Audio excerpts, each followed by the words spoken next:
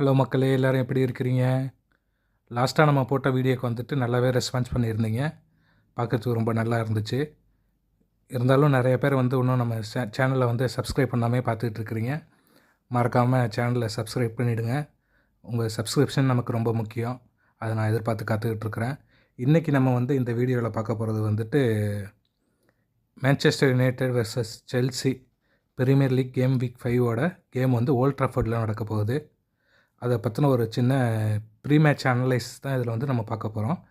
வாங்க டிலே பண்ணாமல் டேரெக்டாக நம்ம வீடியோக்குள்ளே போயிடுவோம். யுனைடெடை பற்றி பார்க்குறதுக்கு முன்னாடி நம்ம ஃபஸ்ட்டு வந்து செல்சியை பற்றி கொஞ்சம் லேசாக பார்த்துட்டு வந்துடுவோம். ப்ரீமியர் லீக்கில் செல்சி இது வரைக்கும் விளையாண்ட 4 கேமில் வந்துட்டு 2 வின்னு 2 ட்ரான்னு சொல்லிவிட்டு ஓவராலாக வந்து அவங்க வந்து 8 பாயிண்ட் எடுத்துருக்குறாங்க. பாயிண்ட்ஸ் டேபிளில் 5th இருக்கிறாங்க. லாஸ்ட்டாக வந்து 2 days பிஃபோர் நடந்த சாம்பியன்ஸ் லீக் கேமில் வந்துட்டு பேயர் மியூனிக்கோட வந்து 3-1 சொல்லிட்டு தோற்றுருந்தாங்க. அந்த ஒரு கேம் தான் வந்து இந்த சீசனில் அவங்க தோற்ற கேமு. ப்ரீமியர் லீக் டொமஸ்டிக்கை பொறுத்த வரைக்கும் அவங்க வந்து இது வரைக்கும் வந்து லாஸ் இல்லாமல் தான் போயிட்டுருக்குறாங்க. ஓரளவுக்கு நல்லாவே பர்ஃபார்ம் பண்ணிகிட்ருக்காங்கன்னு தான் சொல்லணும் அவங்கள. அதர் சைடு அவங்களோட டீமை பொறுத்த வரைக்கும் லாஸ்ட் கேமு வந்து இப்போ இந்த மிட் வீக்கில் யூரோப் சாம்பியன்ஸ் லீக் விளையாண்டுருக்குறாங்க. ஸோ அதனால் ஃபியூ பிளேயர்ஸ் ரொட்டேஷன் இருக்குதுன்னு சொல்லிட்டு எதிர்பார்க்கலாம். அவங்கள்ட்ட வந்து ரொம்ப பெரிய ஸ்குவாடு இருக்குது. இருந்தாலுமே வந்து சில பிளேயர்ஸ் இன்ஜுரியிலேருந்து வந்தவங்கெல்லாம் வந்து லாஸ்ட் கேம் விளாண்டாங்க. குறிப்பாக சொல்லணும்னா கோல் பால்மர் வந்து ஓவரால் 90 minutes ஃபுல்லாகவே விளாண்டார். அவர்லாம் எப்படி விளையாட வைக்க போகிறாங்கங்கிறது ஒன்றும் தெரியாமல் இருக்குது. அதர் சைடு வந்து ஃபியூ இன்ஜுரிஸும் அவங்களுக்கு இருக்குது. லியாம் டிலாப்லாம் ஒன்றும் ரெக்கவர் ஆகலைன்னு சொல்லியிருக்காரு. அது மாதிரி இப்போ ரீசெண்டாக வந்து நம்மள்ட்டேருந்து செல்சியில் சைன் பண்ண கிரனாச்சோ வந்து விளையாடுறதுக்கு வந்து சான்சஸ் ஸ்டார்ட் பண்ணுறதுக்கு சான்சஸ் இருக்குன்னு வந்துட்டு என்சோ மராஸ்கா சொல்லியிருக்கிறாரு. இதான் வந்து செல்சியோட ஓரளவுக்கு நம்ம செல்சியை பற்றி பார்த்தது. அடுத்து நம்ம வந்து யுனைடெடை பற்றி டேரெக்டாக பார்த்துருவோம். அதுக்கு முன்னாடி ரூபன் அமோரிம் வந்து ஏர்லியராக நடந்த ப்ரெஸ் கான்ஃபரன்ஸில் என்ன சொன்னாருங்கிறதையும் கொஞ்சம் நம்ம அதை டீட்டெயிலாக பார்த்துருவோம். டீம் நியூஸை பொறுத்த வரைக்கும் இன்ஜுரி அப்டேட் வந்து அமோரிம் கொடுத்துருக்காப்புல. அதில் வந்துட்டு லிசாண்ட்ரோ மார்டினஸ் ஸ்டில் இன்ஜுரியிலேருந்து ரெக்கவர் ஆகிட்டுருக்காரு. ஸோ அவர் வந்து ப்ளே பண்ணுறதுக்கு அவைலபிலிட்டி இல்லை. அதே மாதிரி வந்து டியாகோ டாலட்டும் இன்னும் வந்து அந்த மசில் பெயின்லேருந்து ஒன்றும் ரிலீஃப் ஆகலை ஃபுல்லாக. ஸோ அதனால் அவரும் வந்து அவைலபிள் இல்லை. மற்றபடி லாஸ்ட் கேமில் வந்து மத்தேஸ் குன்யாவும் மேசன் மவுண்ட்டும் அவைலபிள் இல்லாமல் இருந்தாங்க. அவங்க 2 பேரும் ஃபிட்டாக இருக்கிறாங்க. ப்ளே பண்ணுறதுக்கான சான்சஸ் இருக்குன்னு சொல்லியிருக்கிறாரு. அது மாதிரி வந்து ஒரு கேள்விக்கே நேற்று வந்து டீம் ஓனர் எஸ்ஜேஆர் மற்றும் வந்து ஹையர் அஃபீஷியல்ஸோடு நடந்த மீட்டிங்கை பற்றி அமோரிம்கிட்ட கேட்டாங்க. அதுக்கு அவர் விளையாட்டாக சிரிச்சுக்கிட்டே வந்துட்டு புது கான்ட்ராக்ட் தரேன்னு சொல்லிட்டு சொன்னாங்க அப்படின்ட்டு சொல்லிட்டு சொன்னார். அப்புறம் கொஞ்ச நேரத்துலேயே வந்துட்டு இது வந்து நார்மலாக நடக்கிற விஷயந்தான், வந்து நாங்கள்லாம் எப்போதுமே வந்து பேசிப்போம், அது மாதிரியான ஒரு நார்மல் கான்வர்சேஷன் தான் நடந்துச்சு அப்படின்னு சொல்லிட்டோம். அந்த ஒரு பர்டிகுலர் மீட்டிங்கை பற்றி சொல்லியிருக்கிறாரு. அது மாதிரி மலேசியா வந்து ப்ரீமியர் லீக்கில் நம்மளோட ஸ்குவாடில் இருக்கிறாரு. அஃபிஷியலாக நம்ம வந்து ப்ரீமியர் லீக்கு அனுப்பிச்ச ஸ்குவாடில் அவர் இருக்கிறாரு. அவரோட ஸ்டேட்டஸ் என்னான்னு கேட்டதுக்கு வந்துட்டு இப்போ தான் அவர் வந்து விளையாட ஆரம்பிச்சிருக்காரு. அண்டர் 21 விளையாடிட்டு இருக்கிறாரு. ஃப்யூச்சரில் வந்து பார்க்கலாம் அப்படின்னு சொல்லியிருக்கிறாரு. அப்புறம் வந்து கிரனாச்சோ விளையாடுறத பற்றி கேட்டதுக்கு சொல்லிட்டாரு. கிரனாச்சோ வந்து என்னோடய பிளேயர் கிடையாது, நான் வந்து என்னோடய பிளேயர் மேலே தான் நான் வந்து கான்சன்ட்ரேட் பண்ணிகிட்ருக்கிறேன். இந்த கொஸ்டின்லாம் வந்து நீங்கள் வந்து மராஸ்காட்ட கேட்கணும் அப்படின்னு சொல்லியிருந்தார். இதெல்லாம் தான் வந்து ஃபியூ இம்பார்ட்டண்ட் பாயிண்ட்ஸு இப்போ ஏர்லியராக நடந்த ப்ரெஸ் கான்ஃபரன்ஸில் பற்றின ஒரு அப்டேட்டு. இப்போ டீம் சைடு போனோம் அப்படின்னா வந்துட்டு லாஸ்ட் கேம் விளாண்ட விதம்லாம் நம்ம ஏற்கனவே பேசியிருந்தோம். ஒன்றும் பெருசாக அதை பற்றிலாம் பேசுகிறதுக்கும் ஒன்றும் இல்லைன்னு சொல்லியிருந்தோம். ஸோ இப்போ யுனைடெடுக்கு வந்து மெயினாக தேவை வந்து என்னென்னு கேட்டிங்கன்னா வந்துட்டு வின்னு, அவ்வளோதான். இதெல்லாம் வந்து வின் பண்ணிட்டோம் அப்படின்னா வந்துட்டு ஓவராலாக அவுட் சைடில் நடக்கிற டாக்ஸ் எல்லாமே வந்துட்டு குறைஞ்சிரும். ஸோ அதை பற்றி நம்ம ஒரி பண்ணிக்க வேண்டியது இருக்காது, அவுட் சைட் டாக்ஸை பற்றி வின் பண்ணிட்டோம் அப்படின்னா. ஸோ இப்போ மெயினாக வந்து நம்ம ஃபோக்கஸ் ஃபுல்லாக வந்து இந்த கேமில் எப்படியாவது வின் பண்ணணும், அப்படி தான் வந்து அமோரிமும் எதிர்பார்த்துட்ருப்பார்.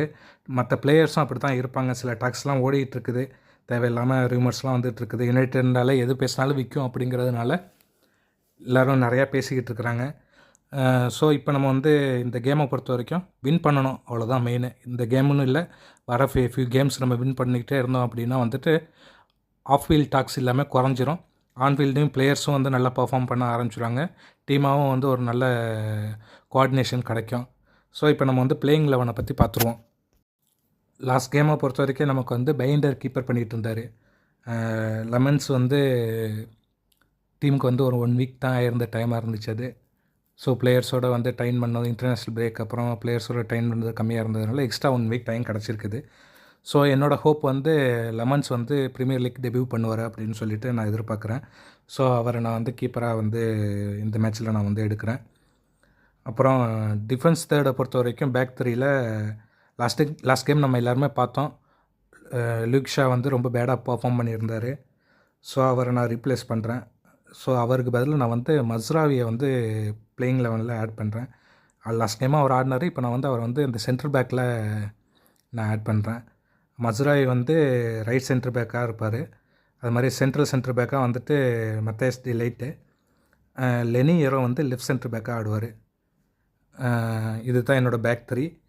அப்புறம் ரைட் விங் பேக்கை பொறுத்த வரைக்கும் அமட் டியாலோ, அது மாதிரி லெஃப்ட் விங் பேக்கில் பேட்ரிக் டார்கோ, இவங்க 2 பேரும் விங் பேக் ஆடுவாங்க. பிவட் ரோலில் வந்துட்டு நான் வந்து ஆஸ் யூஷுவல் வந்து கேப்டன் பூர்னோ, அவர் ஒன்றும் செட் ஆகலை. இருந்தாலும் அமரியும் வந்து தன்னோட பிளானில் வந்து நான் ஸ்டிக் பண்ண போகிறேன் அப்படின்னு சொல்லியிருக்கிறதுனால அந்த ஒரு பொசிஷனில் எனக்கு சேஞ்சஸ் நடக்கும்ன்ட்டு எனக்கு தோணலை. ஸோ அதனால் நான் வந்து அந்த பிளேஸில் ப்ரூனோ ஃபெர்னாண்டஸை நான் வந்து ஆட் பண்ணுறேன். அதர் சைடு இங்கே இன்னொரு பிவட் ரோல் வந்து கேஷ்மீரோ தான் கண்டிப்பாக ஆடுவார். அவரும் நல்லாவே பெர்ஃபார்ம் பண்ணிகிட்டு இருக்கிறாரு. ஸோ அதனால் வந்துட்டு கேஷ்மீரோ நான் வந்து இது பண்ணுறேன். இந்த கேமும் வந்து மெயினாக வந்து பெஞ்சிலேருந்து வரத்துக்கு தான் சான்சஸ் அதிகமாக இருக்குது. ஃப்ரண்ட் 3யை பொறுத்த வரைக்கும் மத்தேஸ் குன்யாவும் ஃபிட்டாக இருக்கிறாரு, மேசன் மவுண்ட்டும் ஃபிட்டாக இருக்கிறாங்க அப்படின்னு சொல்லிட்டு சொன்னார் ப்ரெஸ் கான்ஃபரன்ஸில் அமோரியுமே. ஸோ 2 பேரையுமே வந்துட்டு ஸ்டார்டிங் 11 கொண்டு வருவாராண்டா எனக்கு கொஞ்சம் சந்தேகமாக தான் இருக்குது. அதனால் நான் வந்து மத்தேஸ் குன்யாவை ஸ்டார்டிங் 11 கொண்டு வரேன். அவர் வந்து லெஃப்ட் சைடு விளையாடுவார் ஃப்ரண்ட்டில். ரைட் சைடு வந்து பிரைன் எம்பூமா, சென்ட்ரு வந்து நம்ம ஸ்ட்ரைக்கராக செஸ்கோ விளையாடுவார். கண்டிப்பாக ஸ்கோர் பண்ணணும். இவங்க ஃப்ரண்ட் 3 3மே வந்து புது சைனிங்ஸு. இவங்க 3 பேரும் ஒன்றா விளையாடுறதுக்கான சான்சஸ் இல்லாமல் இருந்துச்சு. இயர்லி ஃபியூ மேட்சஸில் வந்துட்டு செஸ்கோ வந்து சைன் பண்ண புதுசு அப்படிங்கிறதுனால விளையாட முடியலை. அப்புறம் லாஸ்ட் கேம்லலாம் வந்து குன்யா இன்ஜுரி ஆகிட்டார். ஸோ அதனால் இந்த கேமில் ஃபஸ்ட் டைமாக வந்து நியூ சைனிங் 3 பேரும் ஸ்டார்ட் பண்ணுறதுக்கான சான்சஸ் அதிகமாக இருக்கிறதா நான் ஃபீல் பண்ணுறேன். திரும்ப ஒருத்தர் என்னோடய பிளேயிங் 11 சொல்லிடுறேன். கீப்பராக வந்துட்டு லெமன்ஸு, அப்புறம் பேக் 3யை பொறுத்த வரைக்கும் மஸ்ராவி, மத்தேஸ் டிலைட்டு, லெனி எரோ, அப்புறம் விங் பேக்ஸை பொறுத்த வரைக்கும் ரைட்டில் வந்துட்டு அமட் டியாலோ, லெஃப்ட்டை பொறுத்த வரைக்கும் பேட்ரிக் டார்கு, பிவட் ரோலில் கேசிமிரோவும் ப்ரூனோ ஃபெர்னாண்டஸும் விளையாடுவாங்க. ஃப்ரண்ட் 3யை பொறுத்த வரைக்கும் பிரைன் எம்பூமா, செஸ்கோ, மத்தேஸ் குன்யா, இவங்க தான் வந்து என்னோடய ஸ்டார்டிங் 11 இருக்கும். ஸ்கோரை பொறுத்த வரைக்கும் இந்த கேம் வந்து நம்ம எப்போதுமே செல்சியோடு வந்துட்டு விளாண்டோம் அப்படின்னா அதிகமாக ட்ரா ஆகிறதுக்கு தான் சான்சஸ் இருக்குது. இருந்தாலும் வந்துட்டு எனக்கு ஹோமில் விளாட்றோம், அந்த கோல் ஸ்கோர் பண்ணணுங்கிற அந்த ஒரு ஈகர் இருக்கும். அப்படிங்கிறதுனால நான் வந்து இந்த கேம் வந்து கண்டிப்பாக ரிசல்ட் கிடைக்கும் அப்படின்னு சொல்லிட்டு நான் ஃபீல் பண்ணுறேன். யுனைடெட் வந்து 2-1ன்னு சொல்லிட்டு வின் பண்ணுவாங்கன்னு சொல்லிட்டு நான் வந்து ப்ரிடிக்ட் பண்ணுறேன். இது தான் என்னோடய ப்ரீ மேட்ச் அனலைசிஸ்ஸு. இதை பற்றின இந்த வீடியோ உங்களுக்கு பிடிச்சிருந்துச்சினாலும் லைக் பண்ணுங்கள் வீடியோக்கு, ஃப்ரெண்ட்ஸுக்கும் ஷேர் பண்ணுங்கள்.